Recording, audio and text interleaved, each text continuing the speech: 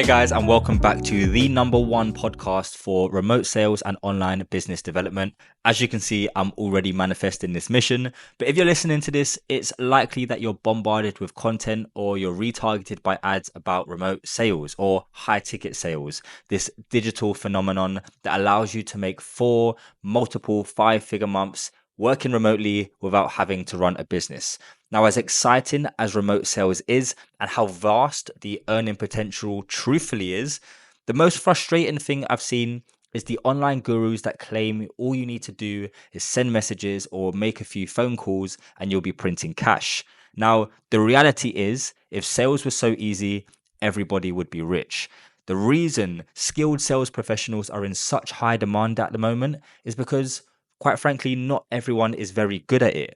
But once you've mastered the skill set, the earning opportunities are completely limitless. So in this episode, I'll be breaking down how you can break into high ticket sales and make an instant impact, even if you've had no experience at all. Whether you've not had a corporate background, you may have not been in remote sales before, I'm going to be walking through how you can make an impact instantly. So what we'll be covering are the vital skills that you need to be successful in remote sales, how you can develop into a top 1% rep, and finally, how to land offers with the highest earning potential.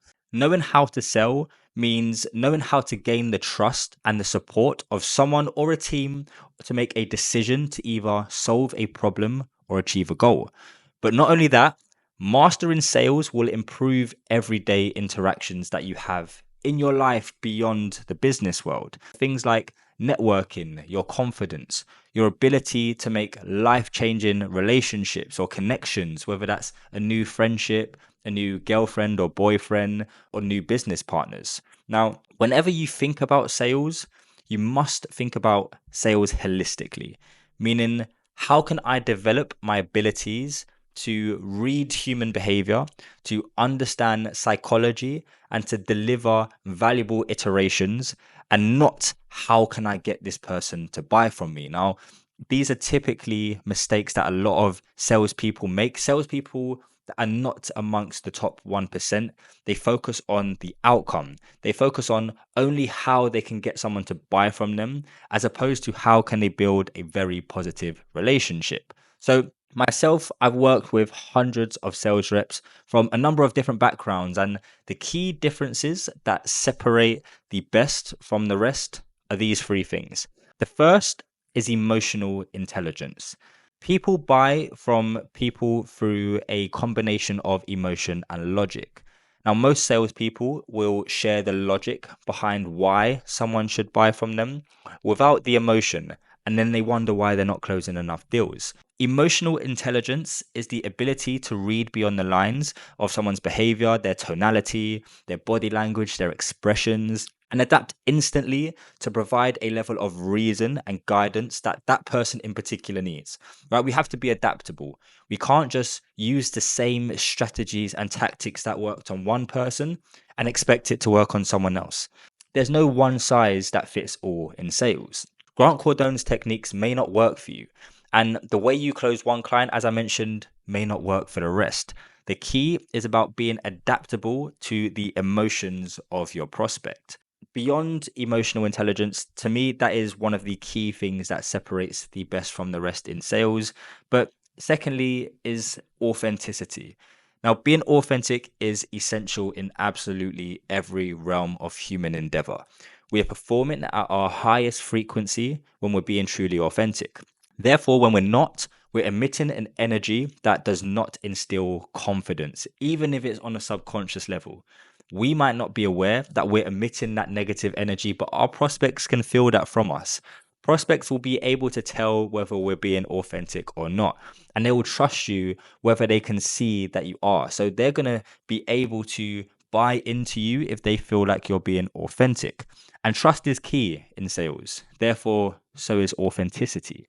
Now, sales has always had a bad name, and often people dislike salespeople. They associate it with those by hook or by crook salespeople who are just there to sell you something so they can earn a commission. But what they really dislike is that lack of authenticity. Because those by hook or by crook salespeople, they don't really believe in what they're selling. They just want to earn money from you. So It's the authenticity that that prospect is missing, which is why they're feeling a sense of negativity towards that salesperson in particular. It's the lack of authenticity that many salespeople give off, which is often displayed through an urgency to book appointments or an urgency to close deals, because that's how the salesperson will earn their commission. So if there's urgency in that particular direction, then the prospect is going to think you're only here for one reason. If you can help, if you can communicate that in an authentic way, then obviously you're going to show a better energy. Now, I'm not saying to not try and close your prospects. Obviously, as salespeople, we are here to do a job, and that job is to close deals and essentially make money. But we should only be doing that if we know we can genuinely help them. Because if we don't think we can genuinely help them, then they're going to read a lack of authenticity from us. Because if we can't help them, we really shouldn't be trying to sell them something. So this is why it's really important to believe in what you're selling.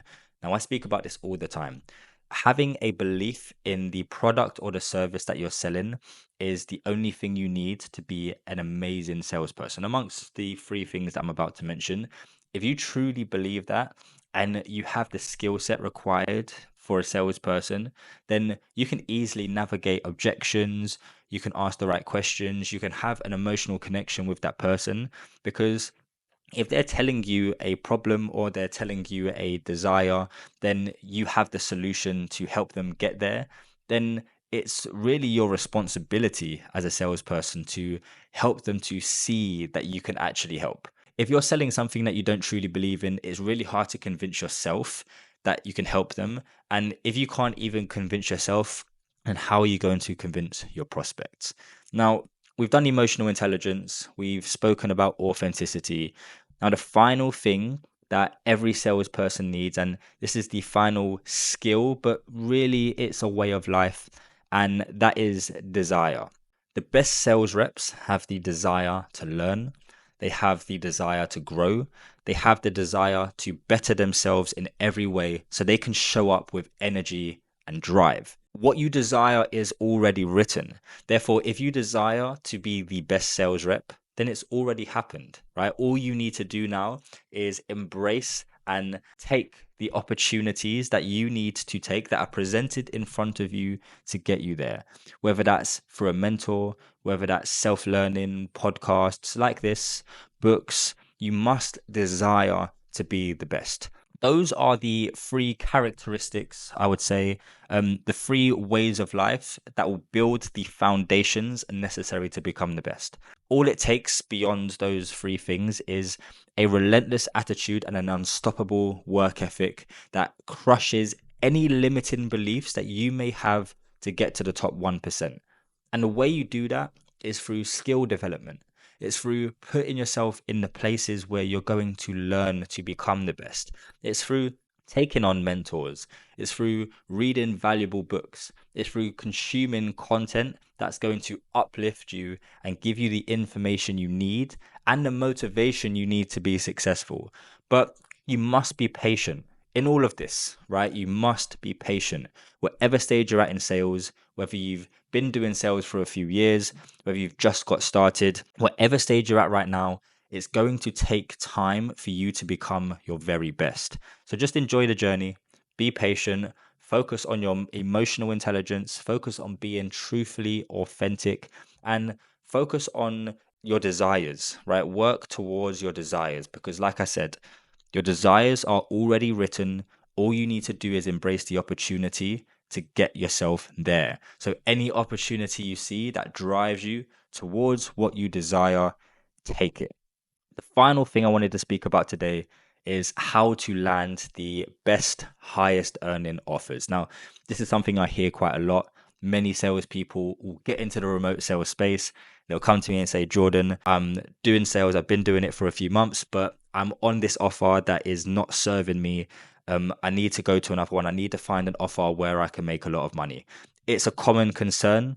And for a lot of you who are just getting started in remote sales, you just wait, because it's very likely that you're going to come across an offer that sells you this shiny object and you get stuck in and you realize that you can't actually learn, grow, or earn within that offer.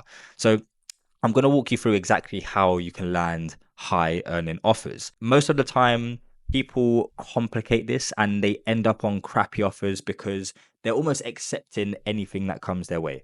I hear this a lot. Those same people who come to me saying they're on a bad offer, it's really because any offer that they're presented with, they jump straight in. As salespeople, as long as we've developed our skill and we know our shit and we're good at what we do, then we shouldn't be accepting anything less than what we deserve. We should be focused on finding the right offer for us and not just any old offer that allows us to make some money. So whether you're a setter or a closer, take this approach that I'm about to share with you, and you'll not only land the best offer, but you'll also understand business development from a whole new perspective. And it will likely change the way you appointment set, change the way you build relationships, and change the way you perceive sales as a whole. So make sure you take note of this because this is very important. However, it is also very straightforward. Firstly, what I want you guys to do is make sure you know what you're doing, right? You need to have trust in yourself to deliver a valuable service. You need to know that you're a great salesperson. Whether you're a setter or a closer, you need to know that you can deliver results. If you know your shit, you'll naturally feel free to be authentic as you genuinely know you can help. So there's no, I need to try and sell myself to this person. If you know what you're doing, then speak freely. But first, you need to know what you're doing. So make sure you've developed your skill set to a level where you can look for what you want and you're not going to accept anything less. You need to have an amount of belief in yourself that no other person is ever going to have in you. You need to know that you can deliver an amazing service. And the only way you can do that is through developing your skill set. Now, secondly, you want to optimize your profile, whether that's on LinkedIn, whether it's Instagram. You want to show people that you know what you're talking about. The best ways to do this is obviously create content. In an attention economy, we need to be putting ourselves out there, because if we know our shit and no one else does, then why should they even entertain a conversation with us?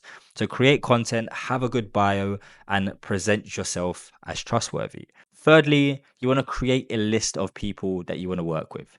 So like a top 50 or a top 100 of people you genuinely want to work with. Because like I said, you can't sell something you don't believe in. If you land an offer from someone who you actually don't believe in what they're selling, it's going to be very hard for you to set appointments for them or for you to close their deals. Even if they're an amazing business, you might not believe in that and it's going to be difficult for you. So you want to create a list of between 50 and 100 businesses that you want to work with, whether they're in a specific industry that you're fascinated with, whether you like the person, whether you believe in the content that they're putting out. Create that list of people that you believe in and that you would love to work for. And then finally, spend every single waking moment of your day prospecting to that list. Share voice notes, share videos, anything that's going to convince that business owner to take up a call with you. That's it. You just need to be relentless. You need to target that list with vim.